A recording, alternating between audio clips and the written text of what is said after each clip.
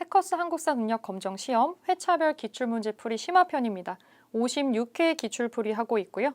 21번부터 30번까지 풀어보겠습니다. 21번입니다.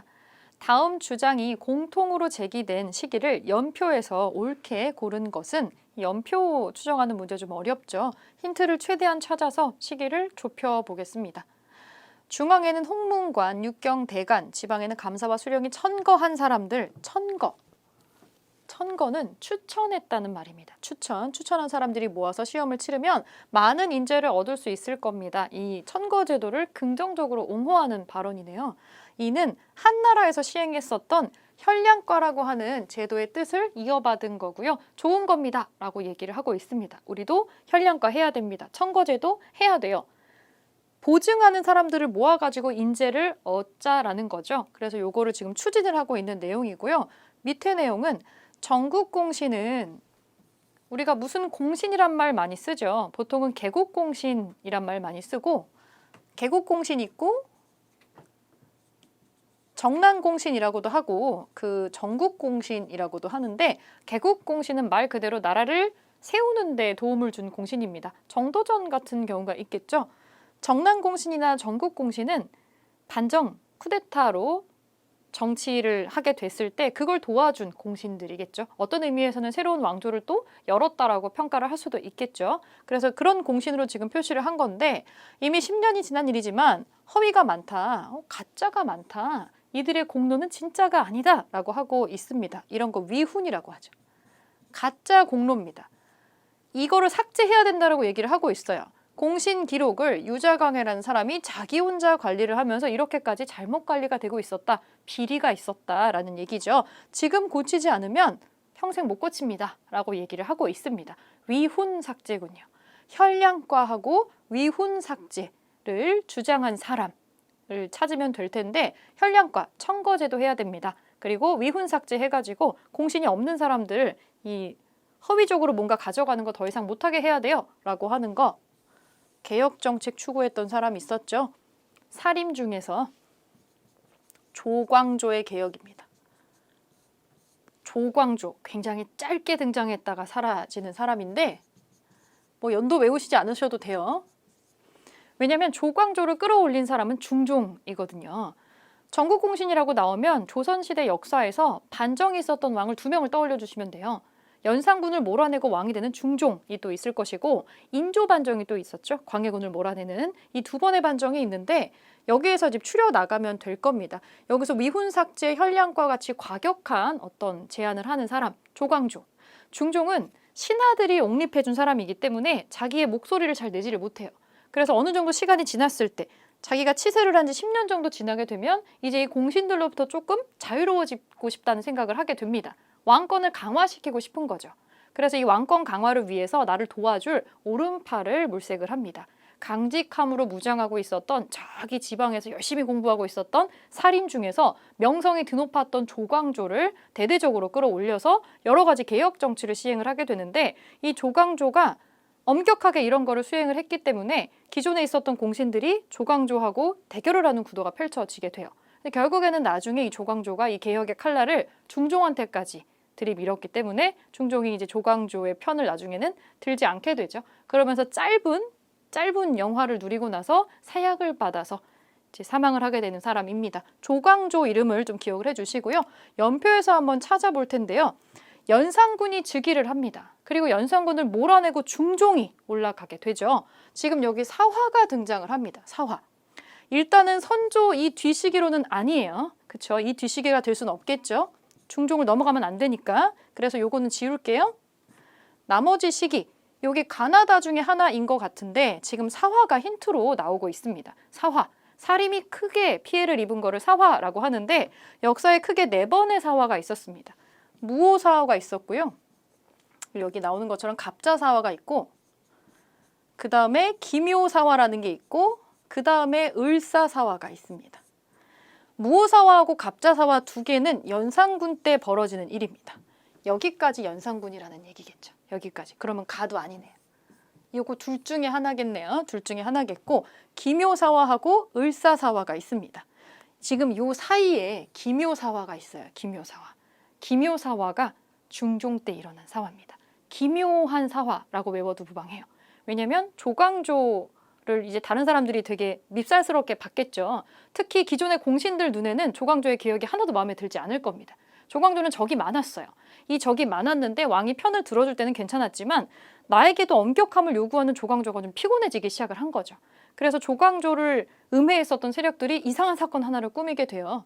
들어본 적이 있을 수도 있는데 어느 날 궁궐에서 이 잎사귀 나뭇잎 하나에 글자가 이제 파먹은 상태로 발견이 됩니다. 여기에 주, 초, 위, 왕이라는 글자로 벌레가 파먹어서 글자가 있는 나뭇잎이 발견이 돼요. 거기다 꿀을 발라놓은 거겠죠. 그래서 이제 글자가 나오는데 주초위왕이 무슨 뜻이냐면 조씨가 왕이 된다는 뜻이에요. 이 주초 합쳐가지고 위왕 합치면 조씨거든요. 조씨가 왕이 된다. 너무나 직관적인 음해죠. 조광조를 음해하는 내용이에요. 이게 조금만 조사해보면 알 수 있는데 그걸 이제 눈 감아주게 됩니다. 그래서 조광조를 필두로 해서 조광조가 같이 데리고 온 천거한 사람들이 있겠죠. 이들이 한꺼번에 쭉 화를 입어요. 이게 이 나뭇잎에 글자가 파여있는 기묘한 일을 겪고 나온 사화다. 그래서 기묘사화라고 외워도 됩니다. 물론 당연히 그런 뜻으로 기묘사화라고 한 건 아니에요. 기묘년이라서 기묘사화라고 한 건데 요게 중종 때 일어난 사화가 되겠고요. 그 다음에 을사사화는 언제냐면 중종 뒤에 또 후반에 나오는 그 뒤에 나오는 명종이라는 임금 때에 일어났었던 사화가 을사사화입니다. 요 사화. 그러면 중간에 지금 생략된 버전이 있고 을사사화를 넘어가면 안 되겠죠. 우리는 중종 시기를 찾아야 되니까. 그래서 정답은 2번이 되겠습니다. 이 나와 다를 가르는 게 약간 어려웠을 수 있어요. 왜냐하면 이거는 사화에 대한 순서 정리가 없으면 조금 헷갈릴 수도 있는 문제였어요. 이거 자체를 외우는 것보다는 어느 임금 때 무슨 사건 때문에 있었는지를 머리로 이해해 주시는 게 순서를 외울 때는 좀 도움이 될 것 같습니다. 가장 큰 초반 사화는 연산군 때 있었고요. 이때 이 무오사와 갑자사화 때 연산군 때 죽은 선비의 숫자가 정말 어마무시하거든요. 왜냐하면 연산군은 특정한 당파라던가 특정 세력을 미워한 게 아니라 그냥 선비들을 싫어했어요. 모든 그런 거 다 필요 없고 그냥 다 싫어함. 그래서 이 연산군의 축출이라고 하는 거는 우리 역사에 굉장히 드물게 정치적 색깔이 다른 사람들이 많잖아요. 그 정치 색깔이 다른 여러 가지 정치 세력들이 일단 본인들끼리 싸움을 일단 중지하고 모두가 연산군을 공공의 적 삼아가지고 으쌰으쌰 힘을 합쳐가지고 몰아내게 돼요. 그 유일한 임금이 연산군입니다. 왜냐면 이러다 다 죽을 것 같으니까. 연산군이 선비를 싫어했었던 이유는 본인의 어머니 패비윤 씨가 세약을 받을 때 그 명분과 의리를 중요시하는 너희 선비들 중에 한 그룹이라도 이 왕비가 세약을 받는 거를 막아줬어야 되는 거 아니냐. 너희들도 다 똑같이 가식적이야 라고 생각을 해서 선비라는 집단 자체를 싫어합니다. 그래서 파도에 쓸려 나가듯이 선비들이 화를 입게 되는데 그렇게 해서 일어난 이제 반정이 중종 반정이 되겠습니다. 연산군을 몰아내고 중종을 옹립을 하게 되죠. 그래서 연산군 때부터 명종 때까지 집중적으로 사화가 발생이 되는데 뭐 때문에 뭐가 일어나는지의 인과관계를 한번 쭉 읽어보시면서 정리해 주시고요. 절대 이거를 순서대로 그냥 단순 암기는 하지 않으셨으면 좋겠습니다. 자, 2번 답 찾고 넘어가겠습니다. 22번 보겠습니다. 가기구에 대한 설명으로 옳은 것은 이 중종 임금 때 일이네요. 미원개회도입니다. 개회도 이거는 문인들이 모여가지고 모임하는 걸 개회라 그래요. 그럼 이건 뭐냐면 미원이라고 하는 어떤 기구에 소속된 사람들이 개회를 하는 모습을 그린 그림이다라고 할 수 있겠죠. 무슨 그림이 있습니다. 소나무 아래에서 모임을 하고 있는 모습이 보이고 참석자들의 관직과 성명과 본관 등이 기록이 되어 있습니다. 이 미원이라는 데에는 간쟁과 논박을 담당한 관청이었다라고 나옵니다. 조선 중종 때 간쟁과 논박을 담당했었던 관청. 간쟁, 논박 이거 뭐냐면 사극에 보시면 아니되옵니다 하시는 분들이 있죠. 왕이 뭐 잘못된 정책을 하려고 할 때 그런 거 하는 사람들입니다. 요 미원은 사간원이에요. 왕의 독주를 막는 관청이라고 할 수 있겠죠. 언론기구라고 봐도 무방합니다. 여기에 대한 옳은 설명으로 맞는 거 지금 찾아보도록 하겠습니다. 왕명의 출납을 관장했다. 왕의 명령을 드나듦을 관장하는 것은 승정원입니다. 우리 또 사극에 보면 도승지는 들라 이런 장면 나오죠. 이 승정원이고요. 수도의 행정과 치안을 담당했다. 수도, 한양입니다. 한양의 행정과 치안을 담당하는 건 당연히 그 지역의 관장부가 하겠죠. 한성부입니다. 이거는 오늘날의 서울시에 해당하는 거라고 볼 수 있겠죠. 사헌부, 홍문관과 함께 3사로 불렸다. 언론기구 3사로 불렸다. 맞습니다. 요게 정답입니다. 사헌부, 관리들의 비리를 감찰하는 기구입니다. 홍문관도 언론기구 중에 하나라고 볼 수가 있겠죠.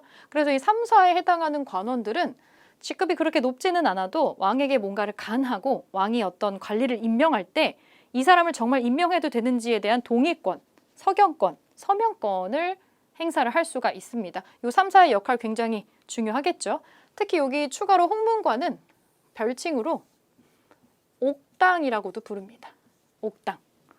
아주 강직한 성품을 갖고 있어야 된다 그래서 옥당이라고도 하는데 이 옥당 출신의 관리로 정약용이 있습니다. 정약용. 옥당에 들어가면 홍문관을 거치면 무난하게 재상까지 올라간다고 보시면 돼요. 이 옥당에 들어가는 거 쉽지 않습니다. 창덕궁에 가시면 창덕궁에 홍문관 역할을 했었던 관청 건물이 지금 안쪽에 재현된 게 남아있어요. 거기 현판이 옥당이라고 달려 있습니다. 옥당에 들어간다는 건 출세길이 보장됐다라는 거고 이 옥당 관원을 배출하는 건 집안에 굉장한 영광이 되는데 정약용 집안이 되게 명문가예요. 정약용 집안은 무려 9대에 걸쳐서 옥당 관원을 배출을 합니다. 그래서 9대 옥당이라는 아주 명예로운 별칭을 갖고 있는 집안이었죠. 실록을 보관하고 관리하는 업무를 맡았다. 실록은 역사 기록이죠. 춘추관입니다. 춘추라고 하는 역사체계, 중국의 사서에서 이름을 따온 거죠. 춘추관. 반역죄, 강상죄 등을 범한 중죄인을 다스리는 여건 의군부입니다. 국왕직속이었죠. 강상죄, 삼강오륜을 범하는 죄, 부부 사이나 군신관계나 아니면 또 부모와 자식 관계에서 하면 안 되는 그런 거를 저질렀을 때의 죄를 처벌하는 주로 여기 의군부에서 사극에 많이 언급되는 건 반역이 또 대표적인 강상죄죠. 그 반역자들을 추국할 때 주로 의군부가 나오게 됩니다. 자, 다른 기구들 한 번씩 정리해 주시고요. 정답 지금 3번입니다. 네, 23번입니다. 밑줄근 이 전란 이후에 있었던 사실로 옳은 것은 이게 오답률이 조금 높은 문제였어요. 요거 한번 이 내용에서 찾고 가보겠습니다. 여기 보기에서 이게 어떤 전쟁인지 알아내는 거는 어렵지 않았는데 이 뒤에 보기가 좀 우리가 낯선 선제들이 있었죠. 조헌은 온 나라 사람들에게 고하노라. 영남에서는 곽재우 장군이 의병을 일으켜서 그 기세가 산악을 진동하고 있다. 이거는 어떤 경문이에요. 우리도 의병 일으켜야 된다라고 하는 조헌이라는 사람이 일으킨 의병 경문입니다. 곽재우, 홍위 장군 곽재우죠. 붉은색 옷을 입고 맨 처음 의병을 일으킨 사람이고요. 이 사람이 신출귀몰하면서 승전보를 이끌고 이제 임진왜란 때 크게 활약한 사람입니다. 임진왜란이라는 거 찾아볼 수가 있었어요. 그러면 임진왜란 이후에 이 전쟁 이후에 있었던 사실로 옳은 게 뭐냐? 이걸 찾는 문제였는데 1번 유정이란 사람이 회답 겸 쇠환사로 일본에 파견되었다. 일단 답이 1번에 바로 나와요. 아마도 이 단어가 굉장히 어려웠을 것 같아요. 회답 겸 쇠환사가 뭐지? 근데 이게 또 한 번 알아놓으면은 이제 요거는 어느 상황에 나온다라는 게 기억이 되기 때문에 선지에 나왔을 때 헷갈리진 않으실 겁니다. 우리가 임진왜란 겪고 나면 사실 일본이랑 뭔가 교류를 하고 싶지가 않겠죠. 이때 우리가 거의 나라가 망할 뻔했기 때문에 그래서 일본과의 어떤 소통을 중단을 하는데 일본 쪽에서는 소통을 열어달라고 계속 요청을 하게 돼요. 그래서 우리가 그러면 소통을 다시 한번 여는 거에 대해서 이제 회답을 좀 하고 그 대신에 이제 우리나라에 끌려간 사람들, 포로로 끌려갔었던 사람들을 다시 보내줘라. 그래서 이 포로를 송환하는 역할까지 이제 요 일본에 넘어가는 사람한테 맡기게 되는 거예요. 유정이라는 사람이 파견될 때 역할은 두 가지가 있었던 거죠. 회답을 해야 되고 이 포로를 송환하는 업무를 맡고 있었던 겁니다. 그걸 쇠환이라는 단어로 표현을 하고 있습니다. 요거 선조 때고요.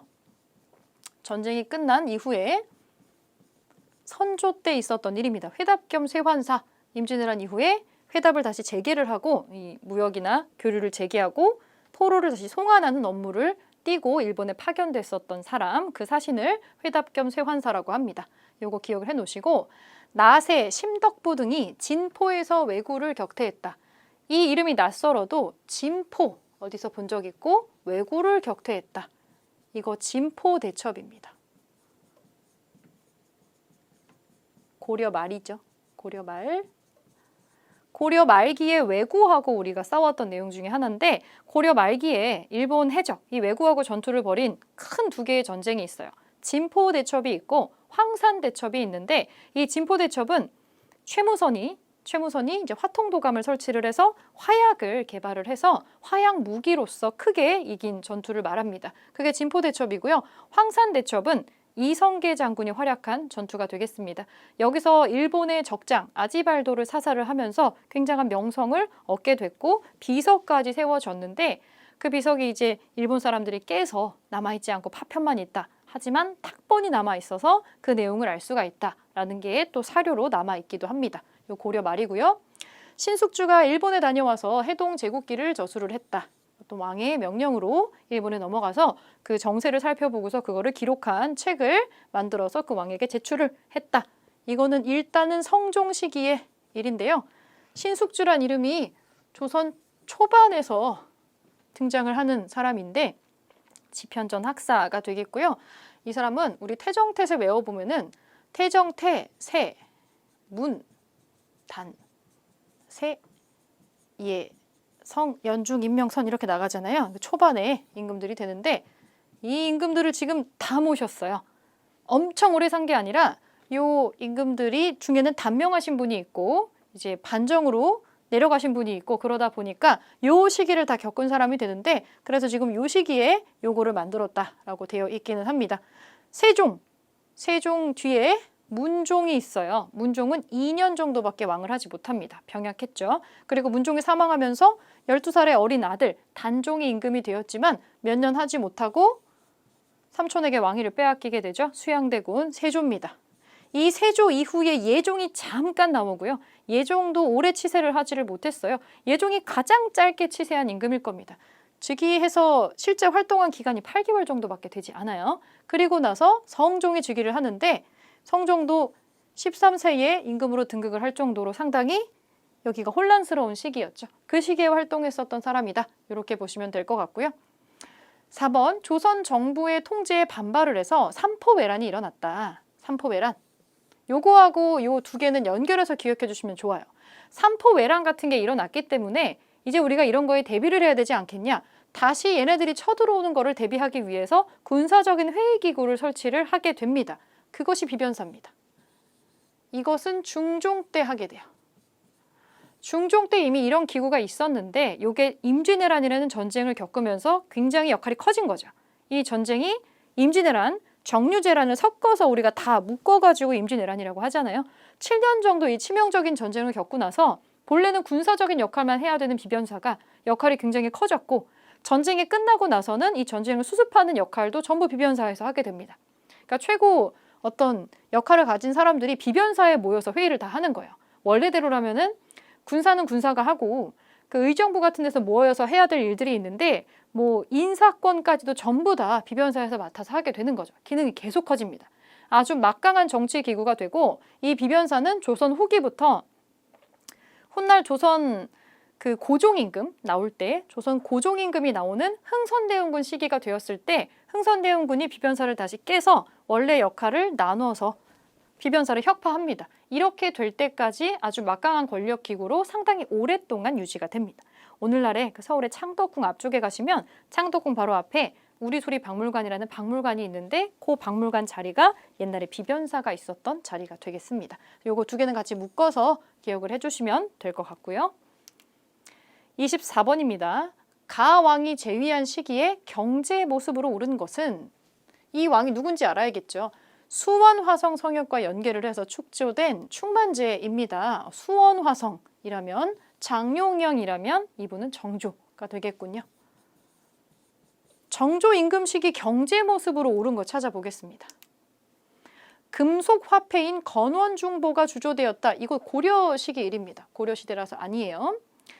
시장을 감독하는 동시전이 설치되었다. 이거는 시기적으로 이것도 그 신라 시대 얘기입니다. 신라 얘기니까 이건 아니고요. 울산항 당항성이 무역항으로 번성했다. 이것도 조선에 해당하는 얘기는 아닙니다. 이것도 신라가 되겠죠. 군역의 부담을 줄이기 위해서 균역법이 제정되었다. 군역, 군대 가는 거죠. 군포라는 거를 냅니다. 옷감을 내는 게 있는데 원래는 2필씩 내야 되는데 이 부담을 줄여주고자 한 필로 확 50%를 내려주는 정책을 펼치죠. 균역법이라는 게 있었는데 이것은 정조가 아니라 영조식입니다. 정조 이전이죠. 할아버지였던 영조가 했었던 정책이고요. 요거 아니고 유기전을 제외한 시전상인의 금난 정권이 폐지되었다. 이거 신해통공이라고 합니다. 이것이 정조의 업적입니다. 이것이 정조의 업적이고 답은 일단 5번이 될 텐데 유기전을 꼭 필요한 6가지 파는 이 물건 파는 장소가 되겠죠. 요거를 제외하고 시전 상인들이 시전에 공식적으로 허가를 받은 상인들이 일종의 난전이 있어요. 그러니까 노점인 거죠. 물건 깔아놓고 파는 사람들. 허가를 받지 않고 장사하는 사람들도 있었을 텐데 이 신해통공 이전에는 이 시전 상인들이 금난 정권이라는 걸 가지고 있어서 난전을 뒤집어 엎을 수 있었어요. 누구 허락받고 장사해 이런 거 할 수 있었다라는 얘기죠. 그래서 그런 거를 하는 권한을 막강한 권력을 가지고 있었는데 그러다 보니 너무 여기에는 시전 상인들 위주로만 독점을 좀 하게 되는 거죠. 그러니까 경제 구조가 활발하게 이루어지지 않는다라고 판단을 했던 거예요. 정조 임금이. 그래서 조금 더 경제를 활성화시키고 이 시장을 활성화하기 위해서 누구나 물건을 사고 팔 수 있게 하는 그런 경제 상황을 만들려고 했고 그래서 이 금난 정권을 폐지를 하게 됩니다. 이걸 신해통공이라고 해요. 그래서 답은 일단 5번이 되겠습니다.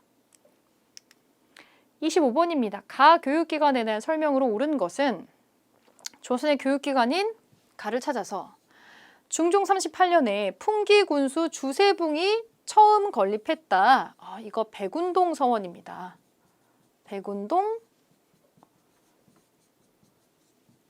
서원인데요. 지방의 사립학교라고 볼 수가 있겠죠. 국왕으로부터 현판이나 토지, 노비를 받기도 했다. 개인이 세우는 거지만 인정을 받거나 유명세를 얻으면 왕이 직접 현판을 써주거나 토지나 노비를 받기도 했습니다. 이런 서원은 특히 따로 떼가지고 왕에게 뭘 받았잖아요. 사액서원이라고 하기도 해요.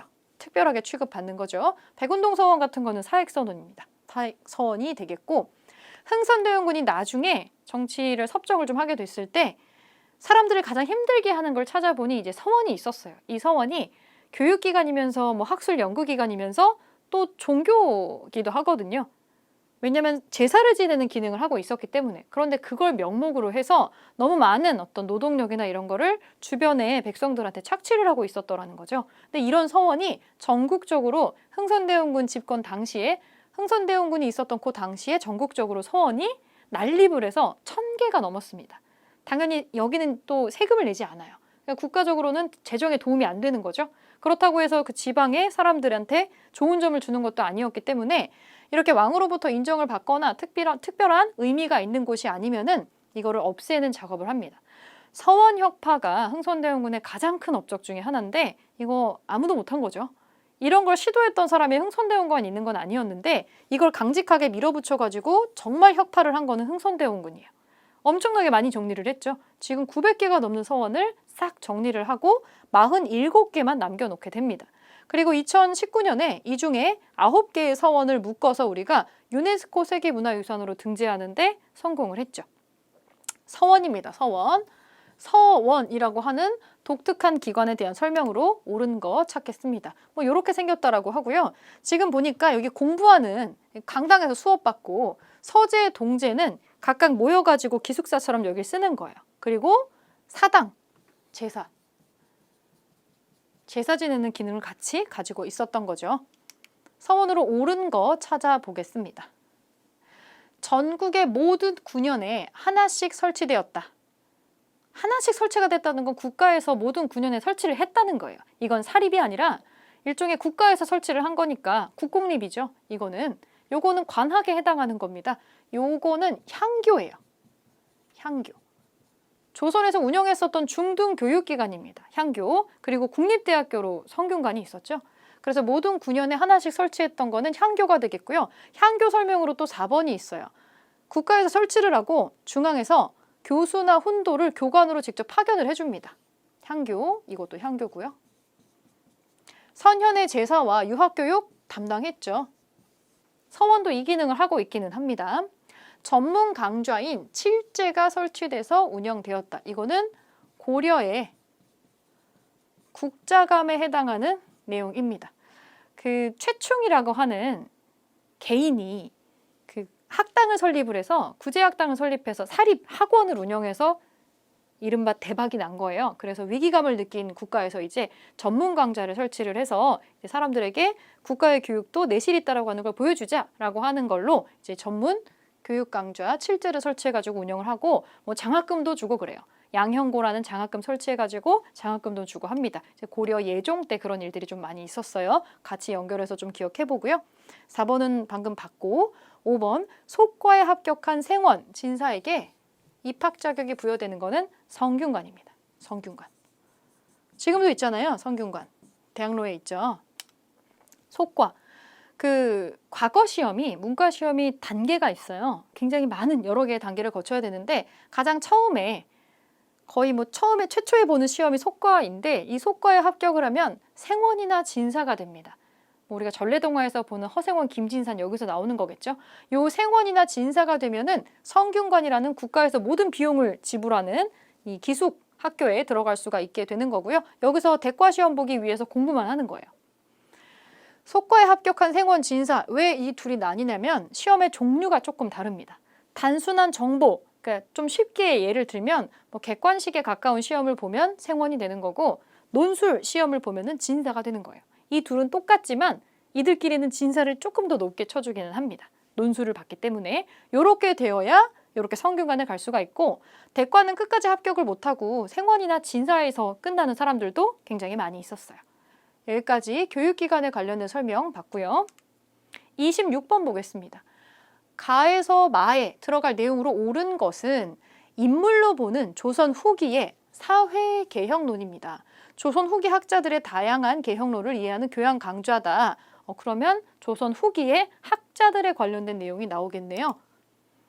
이익, 홍대용, 박지원, 박제가, 정약용이 있는데 우리가 흔히 뭐 유학자분들도 있지만 일반적인 전통적인 성리학자분들도 있지만 지금 여기 실학자라고 불리는 분들이 좀 많이 계시죠. 각자 그분들의 대표적인 연구 업적들이 지금 연결이 되면 될 것 같은데요. 가, 의산문답에서 중국 중심의 세계관을 비판하였다. 가에 해당하는 사람 이익인데 의산문답을 쓴 사람은 홍대용입니다. 아니네요. 목민심서를 쓴 사람은 정약용이잖아요. 정약용. 정약용은 지금 5강에 있으니까 마에 해당하는 사람이니까 맞지 않네요. 그것도 아니고 열하일기에서 수레와 선박의 필요성을 강조하다. 열하일기. 박지원이라고 지금 되어 있습니다. 박지원 맞네요. 박지원이 실제로 사신으로 갔다가 수많은 수레와 선박이 다니는 걸 보고 뭔가 경제적인 부분에서 저렇게 활발한 문물의 이동이 필요하다라는 거를 보고 여기에 대한 내용을 적습니다. 열하일기에서 이 내용을 언급을 하죠. 우선 답은 3번이 되겠네요. 성호사설에서 사회폐단의 6가지를 좀으로 규정하다. 성호사설, 여기 바로 호가 나오고 있어요. 성호, 이게 이익의 업적이 되겠죠. 그러면 가에 올라가야 되겠죠. 북학의에서 절약보다는 적절한 소비를 권장하다. 우물에 이걸 비유를 했죠. 물을 계속 퍼내야 물이 계속 샘솟아 올라온다라는 내용으로 소비에 대한 어떤 필요성을 언급을 합니다. 북학의는 박제가가 언급을 하는 내용이 되겠죠. 그래서 각자가 사회를 개혁하기 위해서 이것을 해야 합니다 라고 언급하는 분들의 내용이 쭉 나오고 있고 정답은 3번이었습니다. 27번입니다. 가국가에 대한 조선의 정책으로 옳은 것은 모화관에 도착한 가국가의 사신을 모화관, 힌트 1번, 접대할 수 없다며 누가 사직소를 올렸다. 왜 접대할 수 없다고 하는 걸까요? 사직에 소를 올린다. 뭔가 이거는 자존심이 상한다라는 뭐 그런 것도 되겠죠. 병자호란 때 조모가 강화도에서 순절한 것을 죽었다는 거예요. 이유로 들었으나 나란 일이 먼저이니 사직을 허락해서는 안 됩니다. 그러니까 뭔가 개인적인 어떤 분노로 사신을 접대할 수 없다라고 나 사직하겠어요 라고 사직서를 낸 문제가 나옵니다. 모화관과 강화도, 병자호란 힌트가 나오고 있습니다. 이 사신은 청나라 사신이겠죠. 청. 여러분 모화관 오늘날에 혹시 서대문 형무소 가보셨는지 모르겠어요. 그 독립문 앞에 있는 옛날에 감옥이었던 곳 있죠. 서대문 형무소 앞에 독립문이 있어요. 그 독립문이 있었던 자리에 원래 옆에 보면은 독립관이라고 지금은 어떤 사당 같은 거 하나 들어가 있는데 거기가 원래 모화관이란 자리가 있었던 곳이고 독립문은 이 모화관으로 가는 옛날에 우리가 중국 사신을 맞이했었던 장소가 모화관이에요. 그리고 그 앞에 중국의 은혜에 감사합니다 라고 하면서 중국 사신을 맞이했었던 문이 원래 독립문 자리에 있었어요. 영은문이라는 게 원래 있었습니다. 이거 그냥 참고로 알아놓으세요. 은혜에 감사하는 문이에요. 그래서 우리나라 왕이 여기까지 마중 나와서 중국 사신 오면은 이렇게 절하면서 맞이하는 그런 문이 있었고 이 영은문으로 들어온 중국의 사신을 바로 옆에 모화관으로 데리고 가서 접대를 하는 그런 장소였다라고 보시면 돼요. 요 두 개는 묶여 있죠. 모화는 중국의 것을 높여서 숭상한다. 중화사상이랑 비슷한 말입니다. 그런 단어 뜻이라고 보시면 되시고 요거는 대대로 중국 사신이니까 명나라하고 청나라 사신을 맞이했었던 분인데 원래 우리는 명나라 사신 맞이하려고 만든 거죠. 그러다 우리가 병자호란을 겪으면서 군신의 예의를 맺잖아요. 하지만 원래 우리는 청나라를 오랑캐라고 굉장히 무시했었던 사람들인데 이 모화관에서 이 청나라 사신을 맞이하는 거는 정통 성리학자로서는 견디기 힘든 일이었을 수 있어요. 그리고 이유로 주장한 게 뭐냐? 이 김만규는 개인적인 원한이 들어가 있습니다. 병자호란 당시에 자기 그 조모, 할머니가 강화도에서 이 전쟁 중에 사망을 한 거죠. 전쟁에 휩쓸려서. 그래서 개인적인 어떤 분노가 들어가 있습니다. 그런 자기 개인의 집안의 원수 같은 이 오랑캐 사신을 내가 모화관에서 맞이할 수 없다라는 이 꼴을 보느니 사직을 하겠다. 이렇게 사직소를 올렸는데 개인 일을 나란 일에 끌어들이면 안 되지라고 하면서 사직 허락하면 안 된다라고 이 사람이 또 얘기를 하고 있네요. 그러니까 왕도 그건 그래 라고 얘기를 해주고 있는 거죠. 가국가는 일단 청나라입니다. 한번 보겠습니다. 청에 대한 조선의 정책. 정동행성 이문소를 폐지했다. 이거는 조선에 해당하는 게 아니고요. 정동행성 이문소는 고려 말에 원나라가 우리나라에 간섭하려고 만들었었던 기구가 정동행성 이문소입니다. 요거는 나중에 공민왕이 하는 거죠. 개혁을 하기 위해서. 별무반을 편성해서 침입에 대비하였다. 별무반, 이것도 고려인데 고려에서 윤관이 하는 거죠. 윤관. 여진하고 싸우기 위해서 만든 겁니다. 이것도 아니네요. 정기적으로 연행사를 보내서 교류하였다. 일단 답은 이겁니다. 연행사. 여기에 보낸 사신을 연행사라고 합니다. 왜냐면 이 청나라 수도가 연경입니다. 청나라 수도가 연경이어서 여기에 다녀오는 사신이라고 그래서 연행사라고 합니다. 일단 답은 3번이고요.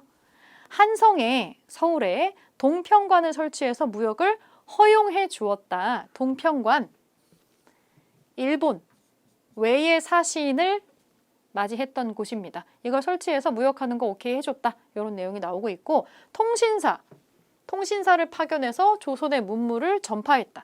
통신사 좀 파견해 주세요 라고 해서 우리가 여기에 응한 거죠. 조선통신사입니다. 이것도 일본이 되겠죠. 그래서 답은 3번으로 찾을 수가 있었고요. 28번입니다. 가 사건에 대한 설명으로 옳은 것은 조사 보고서네요. 평안도 일대에서 발생한 농민 봉기고 조선 후반기로 언급이 되어 있습니다. 관련 및 지도, 지금 지역이 보니까 이 지역입니다. 옛날에 강동 육주 지역에 해당하는 굉장히 서북 지역이죠. 대대로 조선시대에서 차별받았던 지역입니다. 그래서 이쪽 출신 사람들은 높은 직책으로 올라가기도 좀 힘들었고 굉장히 차별을 받았던 지역적으로 그런 지역이 되겠고요. 남녀 2,983명, 거의 3,000명이네요. 이를 생포해서 여자와 10살 이하의 남자아이를 제외한 2,000명에 가까운 사람들을 모두 효수가 머리를 베어가지고 위에다 꽂아놨다는 거예요. 매달아놨다거나. 굉장한 사람이 지금 사망한 사건이 되겠네요. 순조 때 일어났었던 어마어마한 규모의 농민 반란이 되겠습니다. 서북지역, 차별받기로 유명한 지역이었고 이 사건은 홍경래의 난입니다. 몰락 양반이었던 홍경래가 주변 사람들을 규합해서 일어났었던 굉장히 큰 농민 봉기가 되겠는데 우리 역사에서 조선 역사에서 순조, 헌종, 철종이 있죠. 이 순헌철을 묶어서 뭐라고 하나요? 세도정치라 그러죠. 어리고 힘없는 왕들이 즉위를 해서 세도가들이 정치를 해서 삼정의 문란이 일어나고 백성들이 살기 힘들어서 전국 곳곳에서 대규모 농민 봉기가 일어났었던 시기입니다. 그 중에 하나이고요. 친절하게 지도가 나와 있기 때문에 이게 홍경래의 난이라고 하는 걸 알 수가 있었습니다. 홍경래의 난에 대한 설명으로 옳은 것을 고르면 되겠는데요. 청나라 군대에 의해서 진압이 된 거는 이게 아니죠. 청에 의해서 진압이 된 거는 뒤에 나오는 이모군란 갑신정변입니다. 이모군란과 갑신정변은 각자 이렇게 일어나는 우리 근대 개항기에 가까운 시기에 일어나는 일이 되겠죠. 척, 외, 양, 창, 이를 기치로 내걸었다. 발음도 굉장히 어려운데 사실은 이렇게는 잘은 쓰지 않고요. 보통은 그냥 네 글자로 척, 외, 양, 이라고 합니다. 척, 외, 양, 이. 여기 특별히 창이라고 하는 글자를 놓은 건데 창은 일으키다란 뜻이에요. 척, 외, 양. 배척하다. 외와 서양을 배척하다라는 거예요. 그래서 창, 일어난다. 의롭게 일어난다 라는 뜻입니다. 이걸 기치로 내걸었던 거는 보은집회인데 이거는 동학 얘기입니다. 동학에서 척외양 창의를 기치로 내걸었던 것 중에 하나가 원래 교주였던 최재우의 어떤 교조의 어떤 명예를 회복하는 그런 회의를 위해서 모였다가 이제 봉기를 하는 장면이 되는 거죠. 그래서 그 내용이 지금 이번에 나오고 있는 거고 요거는 동학이랑 관련된 거니까 요것도 지금 홍경래의 난이랑은 관련이 없습니다. 선해청과 일본 공사관을 공격하였다. 선해청이랑 일본 공사관을 공격한 거는 이모군란입니다. 90군대의 반란이죠. 그래서 쌀을 보관하고 있었던 선해청 공격하고 그 신식군대 별기군을 지도해줬던 그 일본인 교관 있는 일본 공사관을 들어가서 공격을 하고 이때 일본인이 사망을 하는 사건 때문에 나중에 우리가 엄청 보상금을 지급을 하게 되는 이모군란 얘기고요. 사건의 수습을 위해서 박규수가 안핵사로 파견되었다. 사건의 진상을 조사해서 이 안핵사를 파견한다는 건 사건의 진상을 조사한 다음에 뭔가 정말 잘못이 있으면 국가에서 여기에 대한 대응을 해준다는 거예요. 방금 보셨던 홍경래의 난은 국가가 대응을 해주지 않았잖아요. 그냥 진압을 했죠. 이게 좀 중요한 차이점인데 실제로 지금 서북 지역에 있었던 홍경래의 난은 국가에서 뭔가를 케어해주고 그런 건 아닙니다. 이거는 반란으로 치부를 한 거예요. 그런데 아랫동네에서 일어났었던 임술 농민봉기라는 게 있습니다. 임술 농민봉기는 실제로 이거는 탐관오리의 탓이 있다라고 보고 여기에 대해서 국가가 어느 정도 정정해 주려는 액션을 취해요. 박규수라는 사람을 진상조사하는 사람으로 파견을 한 다음에 안핵사가 그런 거예요. 파견을 하고 삼정이정청이라는 걸 설치를 해서 이제 우리가 똑바로 삼정의 문란을 좀 바로잡아 줄게 라고 달래는 어떤 그런 액션을 취하게 되죠. 4번이 좀 헷갈릴 수 있는데 이거는 임술 농민봉기, 완전 남쪽에서 있었던 일입니다. 임술 농민봉기는 진주 지역이에요. 진주. 세도 정치기의 수탈과 지역 차별에 반발을 해서 일어난 거. 이게 홍경래의 난이죠. 5번입니다. 나머지 것들 한 번에 정리를 좀 해줄게요. 각각이 하나의 문제로 나올 수 있을 만한 사건들입니다. 29번 보겠습니다. 다음 사건 이후 추진된 개혁의 내용으로 옳은 것은 일본군의 엄호 속에서 사복 차림의 일본인들이 건천궁으로 진입하였다. 왕후의 침실로 향하였다. 의녀가 나서서 손수건으로 죽은 왕후의 얼굴을 덮어주었다. 마지막 문장과 건천궁에서 힌트가 나옵니다. 그리고 일본인들이 들어갔다고 되어 있죠. 이것은 명성황후가 살해당한 사건이죠.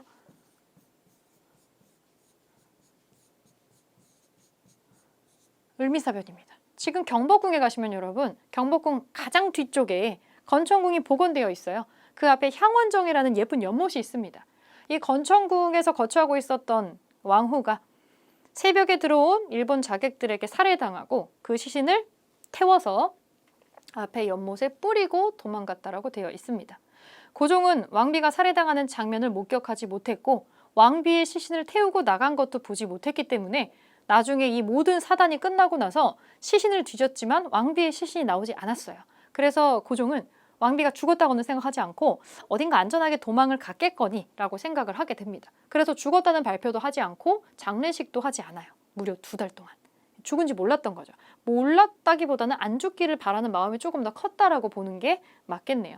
왜 그렇게 생각했냐면 이거보다 더 이전에 1882년에 그 이모군란이 터졌을 때 그때에도 구식군대들이 궁궐까지 들어와가지고 왕비가 한번 죽을 뻔한 적이 있어요. 이때에는 구사일생으로 좀 밖으로 피난을 가서 청주까지 도망을 갔다가 나중에 오기 때문에 이때도 무사히 도망가지 않았을까라고 기대를 좀 했던 거예요. 하지만 실제로는 사망을 하고 시신을 처리당했기 때문에 이걸 찾지 못했었던 거겠죠. 을미사변이 터집니다. 사실 말도 안 되는 사건인데 을미사변을 일으키고 나서 이걸 일으킨 이유가 그때 당시 일본이 우리나라에 대한 완전한 지배권을 행사하고 싶은데 이제 우리가 청나라를 더 이상 믿을 수가 없으니 청일전쟁에서 청나라가 지잖아요. 우리가 믿었던 건 청나라인데 이제 청나라 말고 더욱 강력한 국가와 관계를 맺어야겠다. 청일전쟁에서 이기고 나서 일본이 의기양양하게 청나라한테 뭐 땅도 뺏고 하려고 했는데 그거를 어떤 나라가 방해하죠. 러시아가 주축이 돼가지고 러시아랑 프랑스랑 독일이랑 세 나라가 와서 너네 중국 땅 먹는 건 좀 아닌 것 같아. 중국 땅은 다시 돌려줘라. 이렇게 해서 중국의 땅을 뺏지를 못합니다. 이걸 삼국 간섭이라고 하죠. 이걸 온순히 일본이 말을 듣는 거를 보고 우리나라에 특히 이 왕후가, 명성황후가 이제 우리는 러시아랑 관계를 돈독히 해야겠구나 라고 생각을 하고 왕비가 주축이 되어서 러시아랑 관계가 가까워지기 시작을 합니다. 일본 입장에서는 상당히 번거로울 수밖에 없는 상황이어서 이걸 진두지휘했었던 왕비를 제거하는 극단적인 일을 벌이게 되고요. 왕비가 제거되고 나서 우리가 단체로 지금 혼란에 빠진 틈을 타서 우리의 정권을 움켜잡고 개혁이라는 명분으로 여러 가지 것들을 바꾸게 됩니다. 일단 근대식으로 뭘 바꿔준다라고 표시는 내요.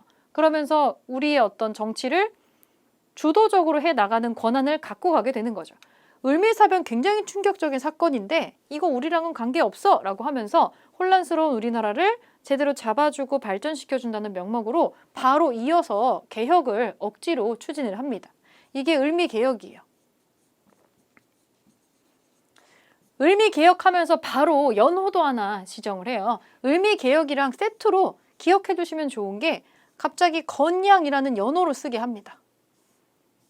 이거는 뭐냐면 양을 일으키다라는 뜻인데 건양이라는 기호를 쓰면서 우리가 그동안 음력을 썼던 거를 양력, 서양의 태양력을 갖고 와서 기준을 바꿔버려요.